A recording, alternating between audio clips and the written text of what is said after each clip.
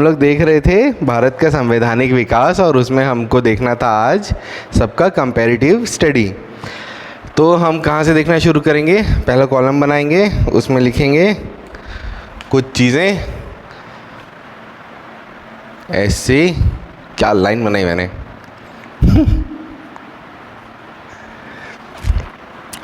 ठीक है, यहाँ सबसे पहले लिखने का नाम, किसका नाम लिखेंगे? यहाँ पे एक्ट का नाम, यहाँ पे एक्ट का नाम लिखते जाएंगे।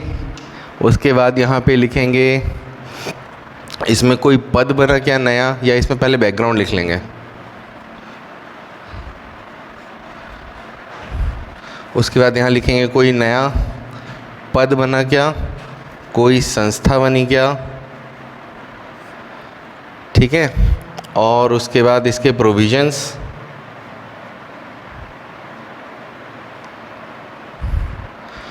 और इसका इम्पैक्ट, मतलब अभी के सिनेरियो में इसका क्या इम्पैक्ट पड़ रहा है।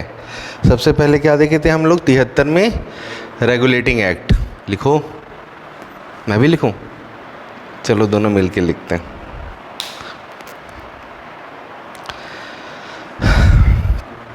इसका बैकग्राउंड क्या था? इसका बैकग्राउंड था कि ईस्ट इंडिया कंपनी को लॉस हुआ था और रानी ने पैसे देने के बदले में ले लिया था। उसको शॉर्ट में लिखना अपने हिसाब से, एक एक वर्ड या दो दो वर्ड में, जितना मिनिमम हो सके उतना मिनिमम में। मतलब ऐसा लिखना कि वो पॉइंट आपको रिवीजन करते समय वो एक वर्ड देख के या वो एक लाइन जो आप लिख रहे हो वो देख के याद आ जाए।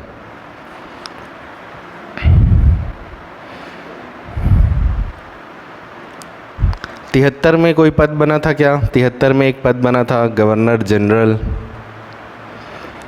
गवर्नर ऑफ बंगाल को गवर्नर जनरल ऑफ बंगाल बनाया गया था।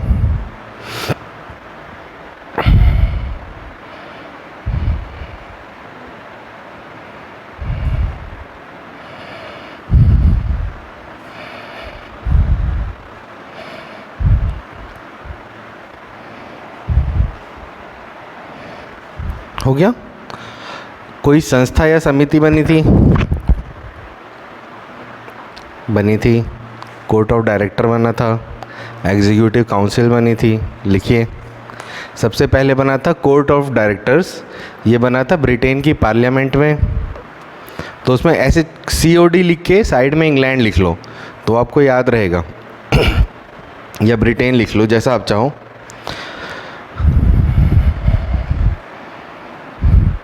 इसके मेंबर्स मैंने आपको नहीं बताए थे, COD के बताए थे? नहीं बताए थे। 24 मेंबर थे ब्रिटेन की संसद में।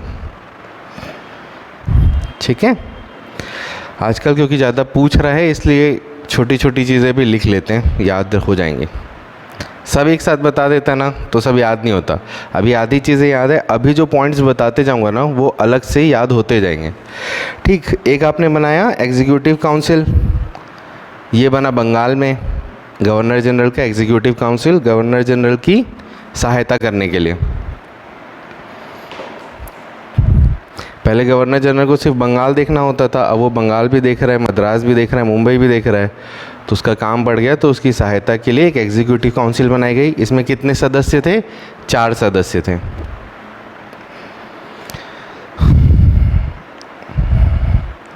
इसके अलावा एक और चीज़ बनाई गई थी जिसको कहा गया था supreme court of Calcutta.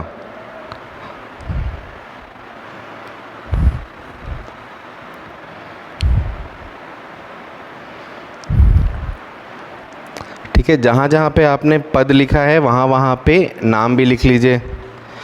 Governor general कौन बना था? Warren Hastings.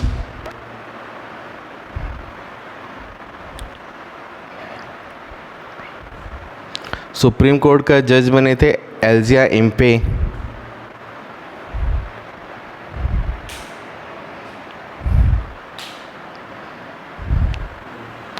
ठीक है, अब इसके प्रावधान लिख लीजिए। अगर उसी पेज में नहीं आएगा ना तो एक नया पेज लेके उसमें नीचे लिखिएगा और बाद में उसको चिपका लीजिएगा। क्या क्या प्रावधान थे इसमें? पहले तो बंगाल के गवर्नर को भारत का गवर्नर जनरल, बंगाल का गवर्नर जनरल बनाया गया था। दूसरा था मद्रास और मुंबई को अधीन किया गया था बंगाल के।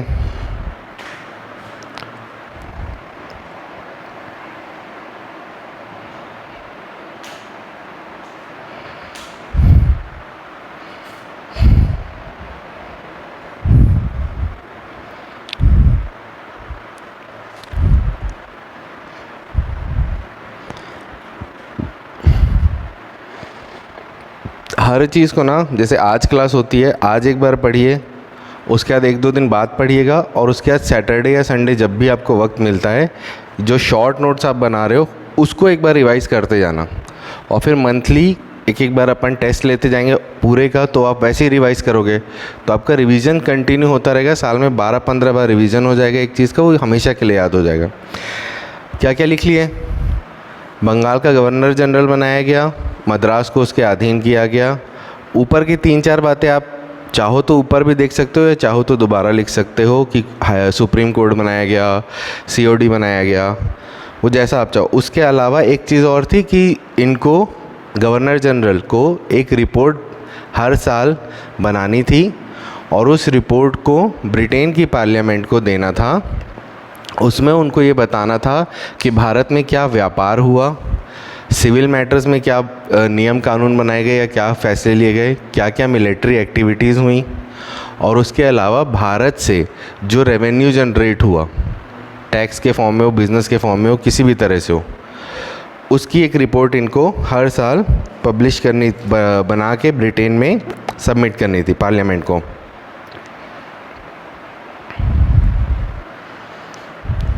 एक प्रावधान इसमें ये भी था कि जो कंपनी के एम्प्लॉयज़ थे उनके लिए ये चीज़ प्रोहिबिट की गई थी कि वो भारतीयों से किसी भी तरह के तोहफे, रिश्वत नहीं ले सकते, और कंपनी के ट्रेड के अलावा वो पर्सनली कोई ट्रेडिंग नहीं कर सकते।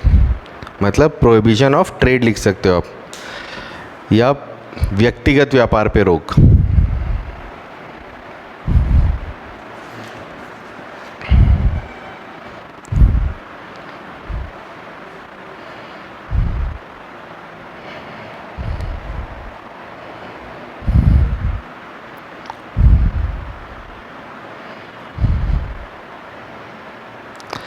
इसमें पूरा फ्लो में बताते समय आपको वो चीज़ें बताई गई थी जो आपको याद करने के लिए ज़रूरी थी। इसमें कुछ एक्ट्स और आए थे बीच में जो बहुत इंपॉर्टेंट नहीं है, बट उनको आप अभी चाहो तो यहाँ नीचे नोट पॉइंट करके लिख सकते हो। जैसे अभी 73 का लिखे, 73 के बाद अपन क्या देखे थे?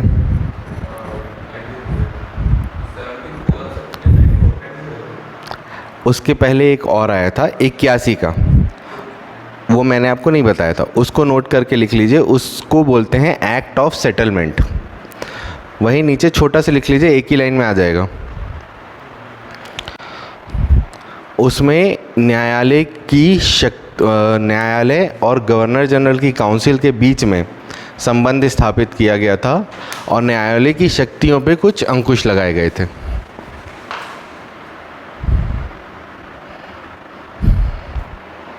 (1781) एक्ट ऑफ सेटलमेंट, हिंदी में भी एक्ट ऑफ सेटलमेंट ही लिखेंगे।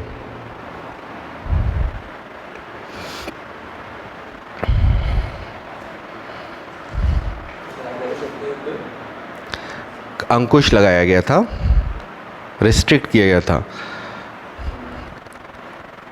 उनको बेसिकली ये कहा गया था कि आप अपने फैसले देते समय एक तो भारत के जो रीति रिवाज, तौर तरीके और मान्यताएं हैं उनका ध्यान रखेंगे। दूसरा, आप कंपनी के किसी भी एम्प्लॉय के खिलाफ कोई केस नहीं रजिस्टर करेंगे उन बातों के लिए जो उसने की हैं एक कंपनी एम्प्लॉय की हैसियत से। मान लो कहीं पे कंपनी एम्प्लॉय को ऐसा लग रहा है कि मुझे फोर्स यूज़ करने की ज़रूरत है, जो भारतीय वो उग्र हो रहे हैं, उसने लाठी चार्ज कर दिया या फायरिंग करा दी, किस लिए? कंपनी की प्रॉपर्टी को प्रोटेक्ट करने के लिए या किसी भी कारण से, तो उस पे मर्डर का चार्ज नहीं लगाया जा सकता, उसको उस चीज़ से प्रोटेक्शन हासिल रहेगा। ये चीज़ आज भी होती है। अगर पुलिस वाले को परमिशन मिलती है लाठी चार्ज करने की, वो आपको दम भर के कूटेगा, मगर आप कोर्ट जाके ये नहीं बोल सकते कि इसने मुझे मारा है ना। तो वो चीज़ अभी भी लागू है, वैसा ही है।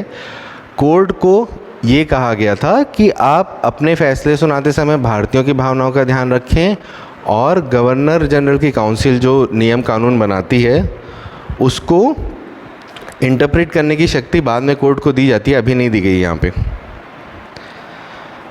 81 हो गया। 81 के बाद हमने देखा था पिट्स इंडिया एक्ट।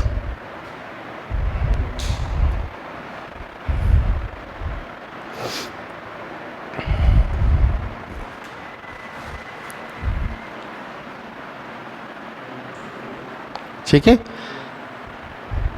तो आप नाम में लिख लीजिए, इसके ईयर में लिख लीजिए 1784, नाम में लिख लीजिए पिट्स इंडिया एक्ट।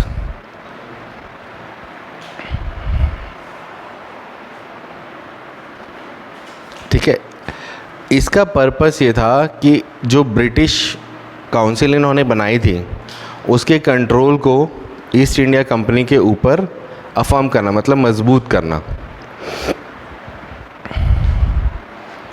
यहाँ पे कोई नया पद सृजित नहीं हुआ था, कोई नया पद नहीं बना था, तो मतलब जो बंगाल का गवर्नर जनरल है वो वैसा ही रहेगा अभी भी। यहाँ पे एक नई संस्था बनी थी जिसको हम बोर्ड ऑफ कंट्रोल के नाम से जानते हैं।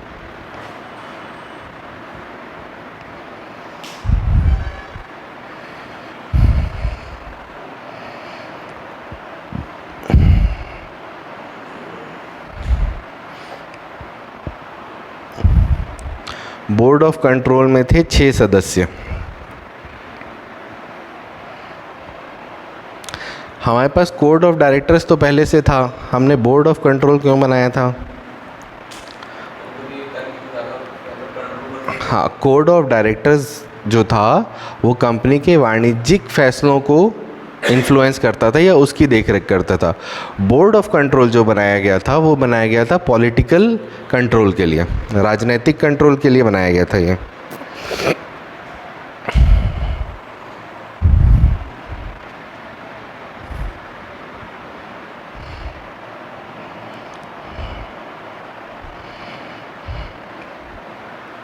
ठीक है, आपने वहाँ पे पहले वाले के प्रावधान में लिखा होगा कि एक एग्जीक्यूटिव काउंसिल बनाई गई थी जिसमें थे 4 सदस्य।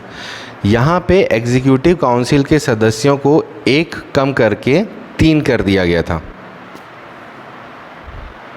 ये गवर्नर जनरल की जो एग्जीक्यूटिव काउंसिल है उसमें से 1 सदस्य कम कर दिया गया था।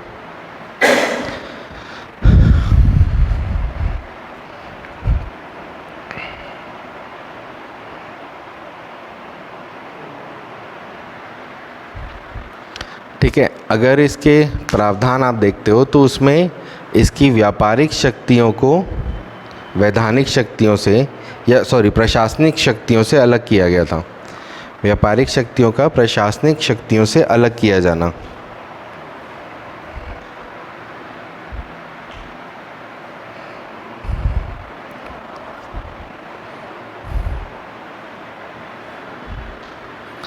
यहाँ हमने देखा था इसके प्रोविजंस में कि ये क्यों बनाया गया था। ये बनाया गया था कि हम ब्रिटिश पार्लियामेंट को ज़्यादा कंट्रोल चाहिए था।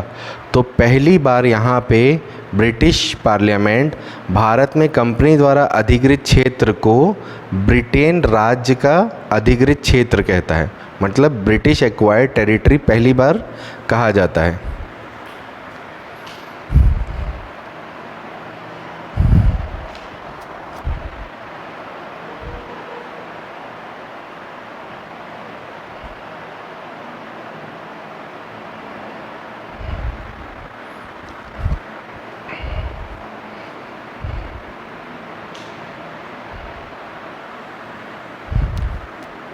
ठीक है, इसके बाद एक एक्ट और आता है जो एक ही लाइन का है, जो उस समय नहीं बताया गया था। वो है 86 का एक्ट। 1786 का एक एक्ट आता है।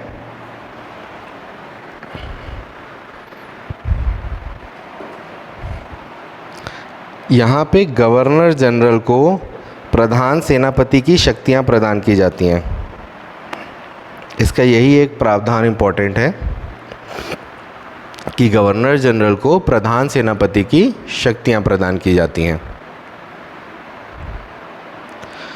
लॉर्ड कॉर्नवालिस ऐसे पहले गवर्नर जनरल बने, लॉर्ड कॉर्नवालिस।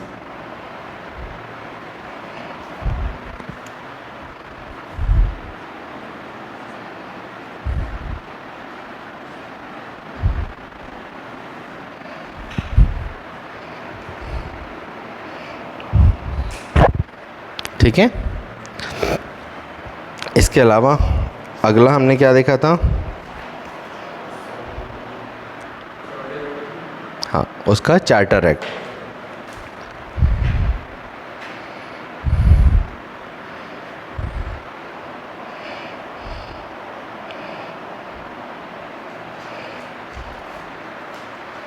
ठीक है, इसमें भी कुछ नहीं हुआ था।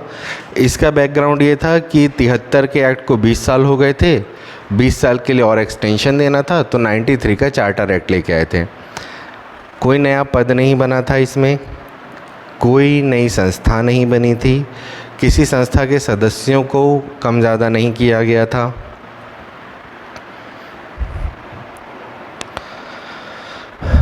यहाँ पे जो आपका सुप्रीम कोर्ट था उसको कानून की व्याख्या करने की शक्ति प्रदान की गई थी, इसके प्रोविजंस में आएगा।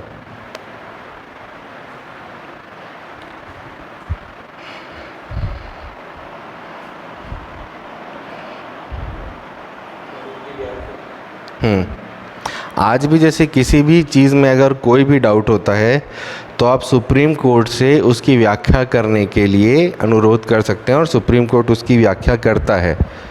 ऐसा पहले भी हुआ है, वो इम्पोर्टेंट केसेस हैं जिनको हम आगे पढ़ेंगे। केशवानंद भारती है, गोलकनाथ केस है, इन सबको आगे पढ़ेंगे।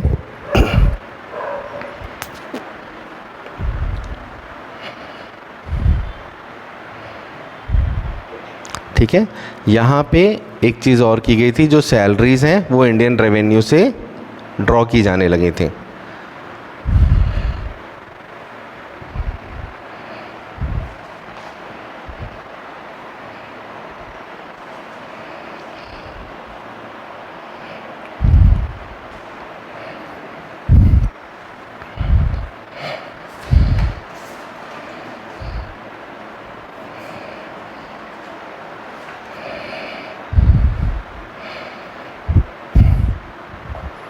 ठीक है, अब आएगा 1833।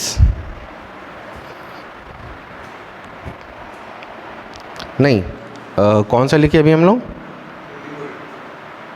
तो 13 आएगा।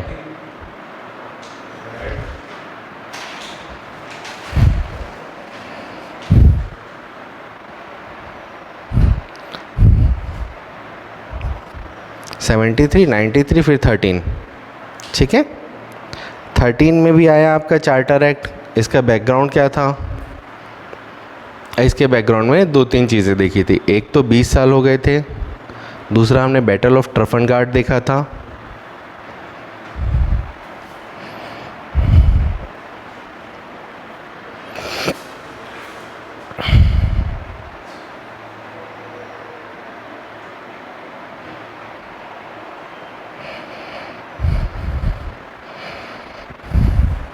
बैटल ऑफ ट्रफलगार का आउटकम क्या आया? नेपोलियन हार गया। नेपोलियन ने उसके बाद बुलाई ट्रीटी ऑफ मिलान कराया उसने, जहाँ पे उसने कॉन्टिनेंटल थ्योरी दी।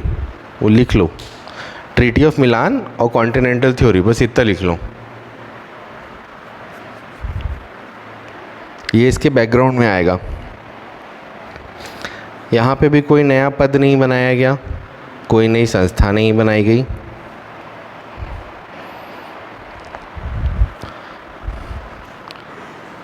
इसके बैकग्राउंड से आप इसके प्रोविजंस निकाल सकते हो, जो कि था मोनोपोली ख़त्म की गई थी ईस्ट इंडिया कंपनी की, और बाकी ब्रिटिश कंपनियों को भारत में व्यापार करने की लाइसेंस दिए गए थे या आज़ादी दी गई थी।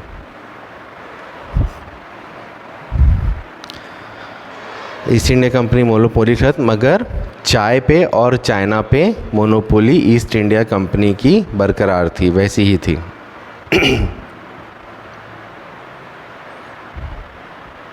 अपने हिसाब से लिखना, ऐसा लिखना कि वो पढ़ के आपको पीछे की बैक स्टोरी पूरी याद आनी चाहिए।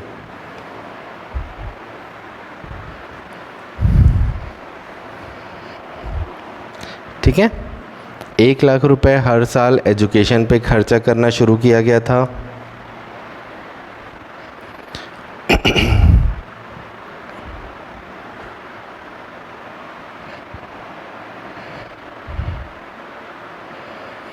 ठीक है। और ईसाई मिशनरियों को धार्मिक प्रचार प्रसार की आज़ादी दी गई थी।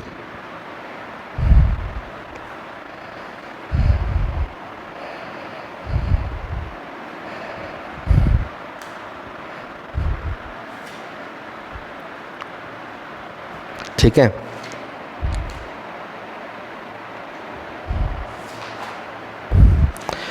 इसके बाद आ जाते हैं हम 1833 पे। मैं इतना सारा बताया, ये बताया किसी का?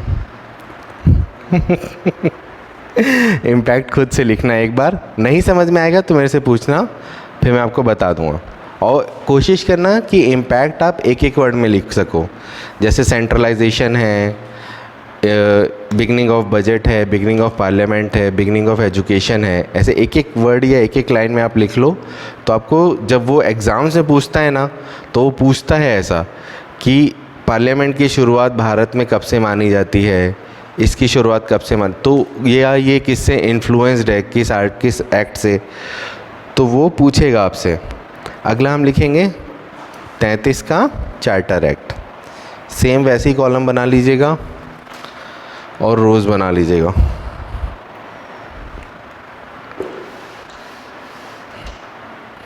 मैं इसको लिखता ना अगर, तो बहुत ज़्यादा टाइम लगता।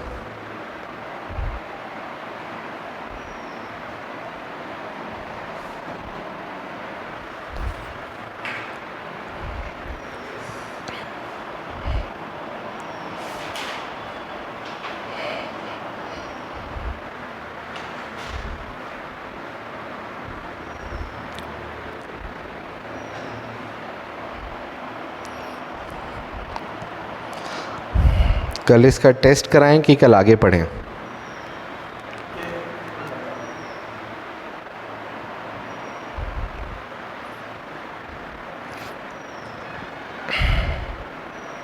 ठीक है। नाम क्या था, क्या लिखेंगे इसका? Charter act of 33। इसका बैकग्राउंड क्या था? इसका कोई विशेष बैकग्राउंड नहीं था, वही 20 साल हो गए थे तो नया एक्ट लाए थे। यहाँ पे एक नया पद बनता है, गवर्नर जनरल ऑफ इंडिया। ठीक है। तो बंगाल का गवर्नर जनरल अब गवर्नर जनरल ऑफ इंडिया कहलाने लगा। लॉर्ड बेंटिक इसके पहले गवर्नर जनरल ऑफ इंडिया बने।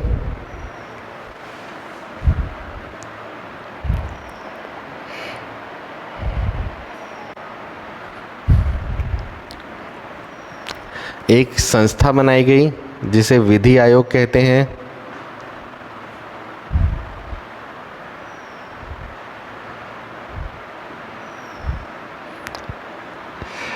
इसमें कुल 4 सदस्य थे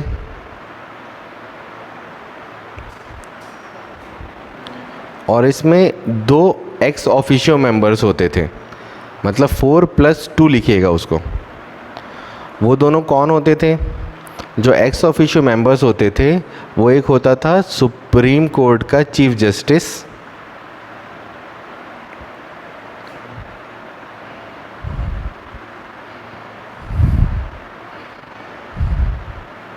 और एक होता था कोलकाता कोर्ट का कोई भी रेगुलर जज।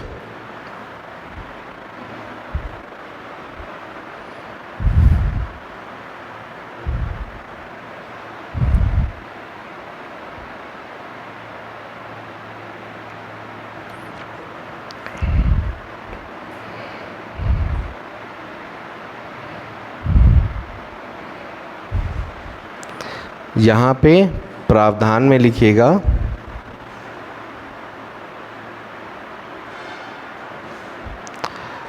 मद्रास को और मुंबई को विधायी शक्तियों से वंचित किया गया।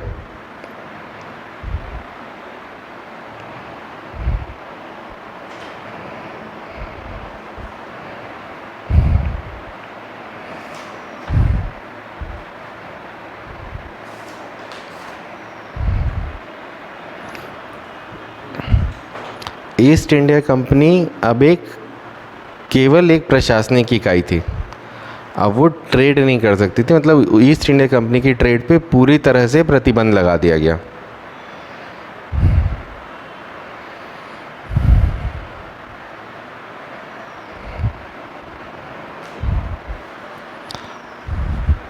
संपूर्ण देश के लिए एक बजट जो कि गवर्नर जनरल तैयार करता था।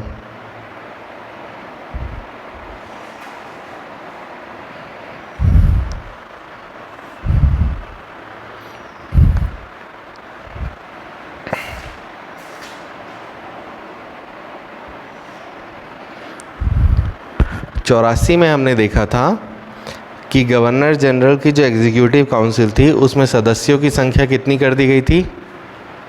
3। यहाँ पे वापस उनकी संख्या 4 की जाती है। जो विधि सदस्य था, विधि आयोग का अध्यक्ष, उसको इसका सदस्य बनाया जाता है, मगर वो पूर्ण सदस्य नहीं होता, वो अर्ध सदस्य होता है और वो मीटिंग्स अटेंड कर सकता है, पार्टिसिपेट कर सकता है, मगर वोट नहीं कर सकता। ठीक है, तो गवर्नर जनरल की एग्जीक्यूटिव काउंसिल में नंबर ऑफ मेंबर्स हो गए 4, मगर उसमें नीचे नोट करके लिख लीजिएगा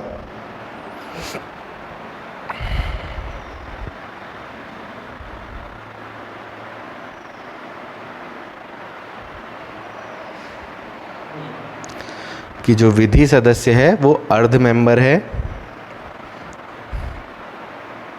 वोटिंग का अधिकार नहीं,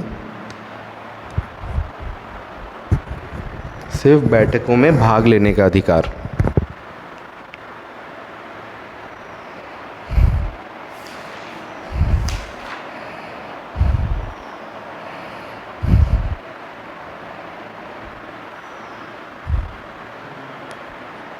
लॉर्ड मैकाले इसके सदस्य बने थे।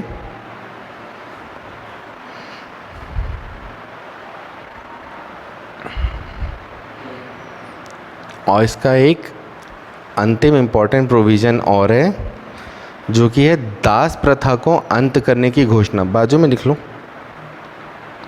दास प्रथा को अंत करने की घोषणा की गई थी, जिसके लिए प्रावधान बनाए गए थे और 43 में दास प्रथा को समाप्त घोषित किया गया था।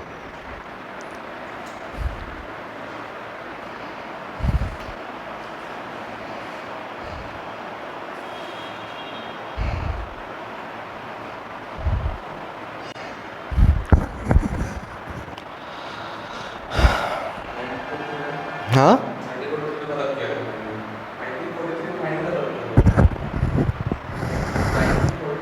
नहीं, 1843।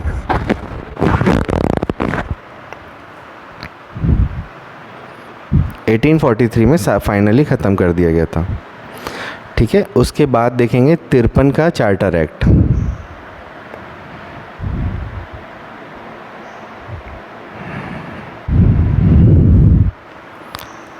वही था, 20 साल हो गए थे और ये आखिरी चार्टर था, इसको लास्ट चार्टर कहते हैं।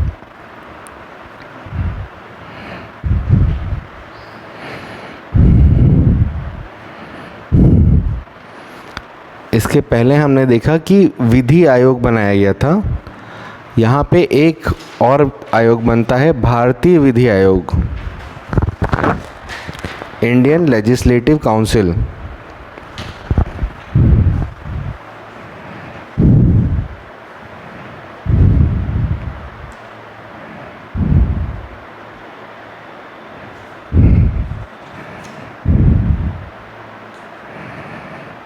ठीक है, इसमें कुल 12 सदस्य थे।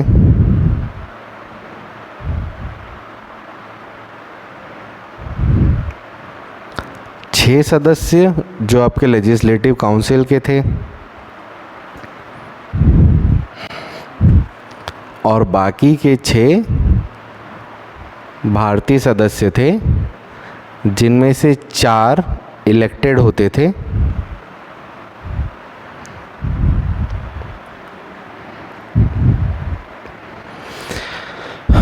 बंगाल, मद्रास, मुंबई और आगरा से।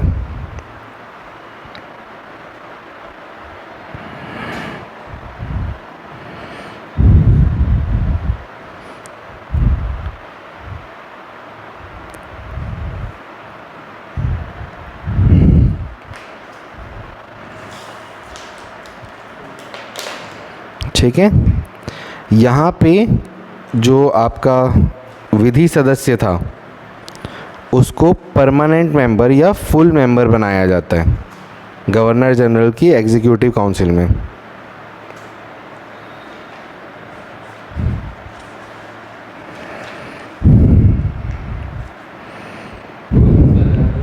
हाँ,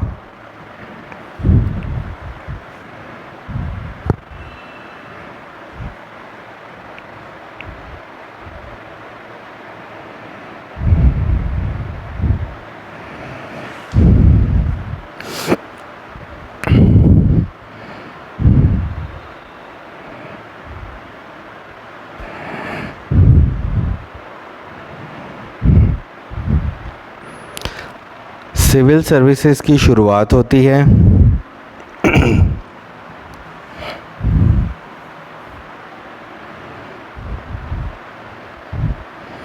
और सत्येंद्र नाथ टैगोर पहले सिविल सर्वेंट बनते हैं।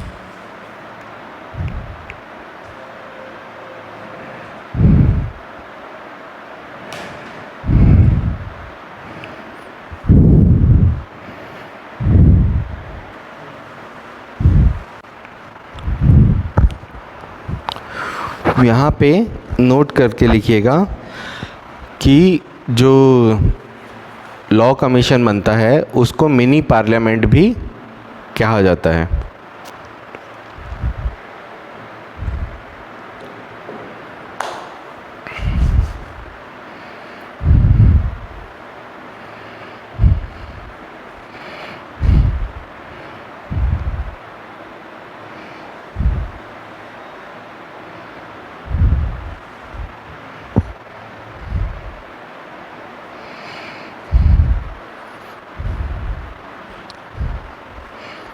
ठीक है,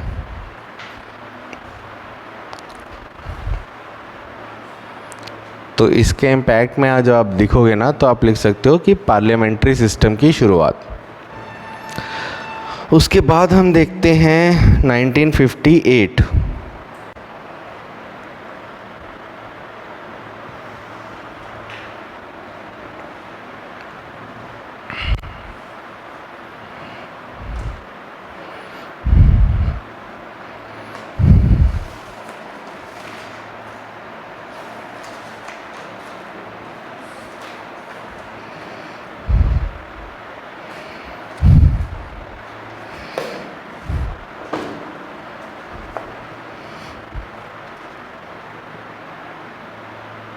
फिफ्टी 58 के बैकग्राउंड में 57 का रिवोल्ट था।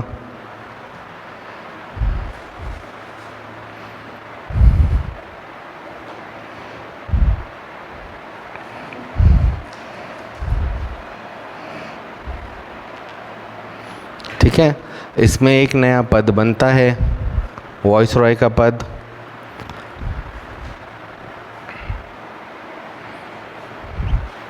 लॉर्ड कैनिंग को बनाया जाता है प्रथम वॉइस रॉय।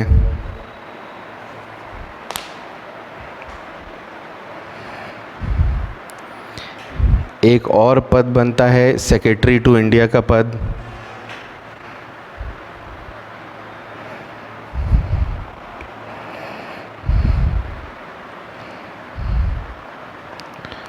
और उसकी सहायता के लिए होती है 15 सदस्यीय कमेटी।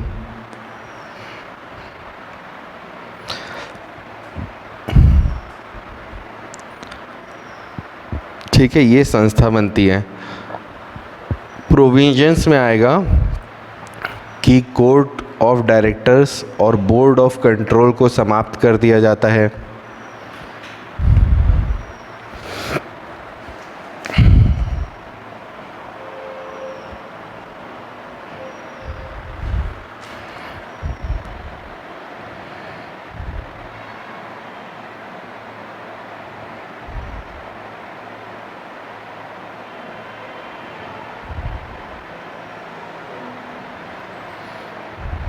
ठीक है,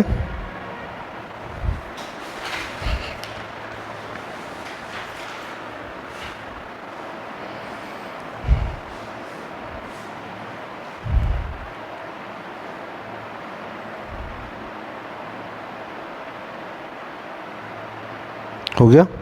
लॉर्ड कैनिंग लिखे थे, ठीक है। उसके बाद देखेंगे 61 का भारत परिषद अधिनियम।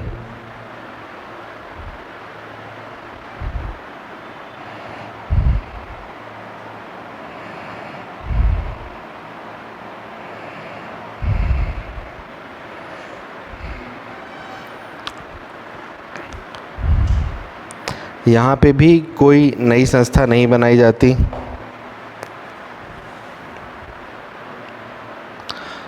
जो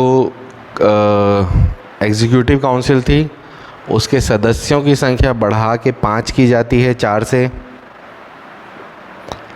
गवर्नर जनरल की जो एग्जीक्यूटिव काउंसिल थी अब वॉइसरॉय की एग्जीक्यूटिव काउंसिल कहलाएगी, और उसके सदस्यों की संख्या 4 से बढ़ा के 5 की जाती है।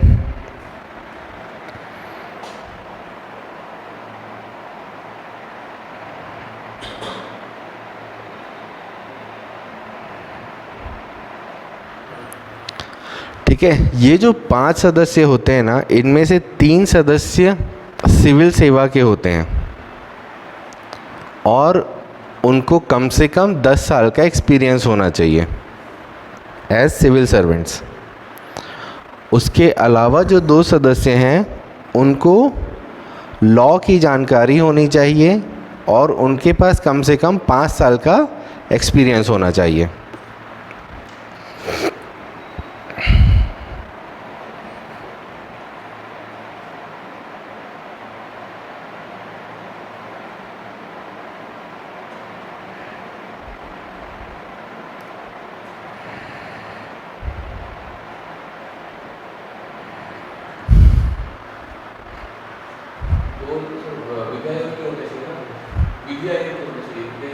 नहीं, कहीं के भी आयोग की ज़रूरी नहीं है।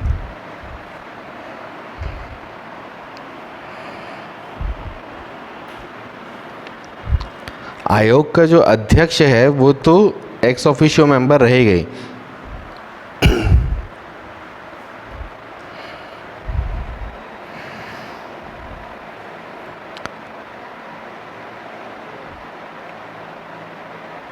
ठीक है, जो हमने वो बनाया था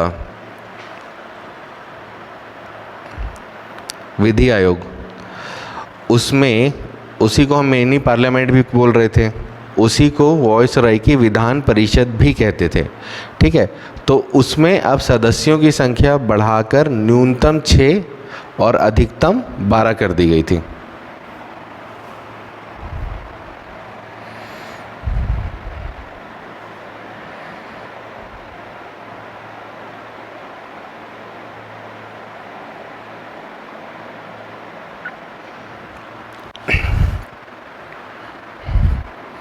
इसमें एक पॉइंट और ये था कि जो वो समिति के सदस्य होने थे उसमें कम से कम आधे सदस्य मतलब 50% गैर सरकारी सदस्य होने चाहिए थे। ठीक, मगर इन सदस्यों के पास वोटिंग पावर नहीं था। जो गैर सरकारी सदस्य हैं 50%, उनके पास वोटिंग पावर नहीं था। उनकी जो पावर्स थी वो सिर्फ विधियों के निर्माण तक सीमित थी, और गवर्नर जनरल चाहता तो उस पर वीटो लगा सकता था। अगर गवर्नर जनरल अप्रूव कर भी देता और ब्रिटिश पार्लियामेंट डिसअप्रूव कर देती तो भी वो विधि काम की नहीं रहती। मतलब वो विधि बनाने तक उनकी शक्तियाँ थीं, उसको लागू करना ना करना गवर्नर जनरल और ब्रिटिश पार्लियामेंट की पावर में था।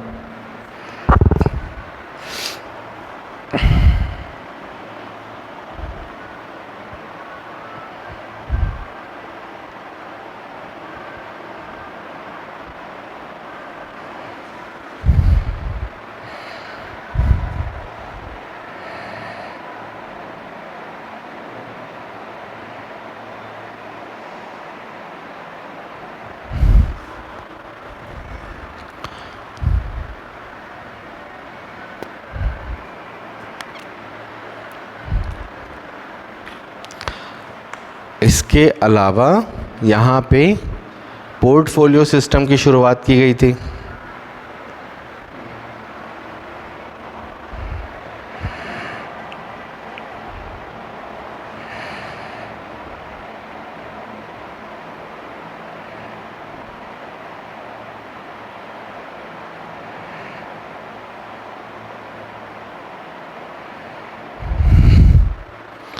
ठीक है, और हमने इनिशियली देखा था कि मद्रास और मुंबई को विधान बनाने की शक्तियों से वंचित किया गया था।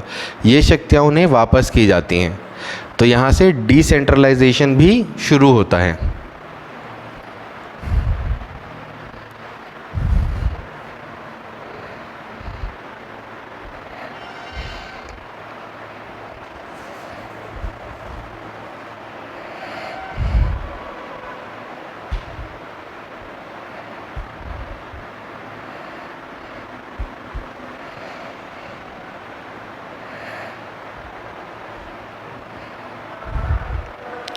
भारत में पोर्टफोलियो बनाने की पावर किसके पास है? भारत में पोर्टफोलियो बनाने की पावर प्रेसिडेंट और गवर्नर के पास होती है। 123 और 213 से, मतलब ये आर्टिकल हैं उनकी पावर के। कहाँ क्या लिख रहे थे, कहाँ पहुँच गया मैं? हाँ, मुंबई और मद्रास को शक्ति वापस की गई, पोर्टफोलियो सिस्टम स्टार्ट हुआ, तो डिसेंट्रलाइजेशन चालू हुआ, उनको मेंबर्स बनाया गया भारतीयों को, मगर उनको वोटिंग पावर्स नहीं थी।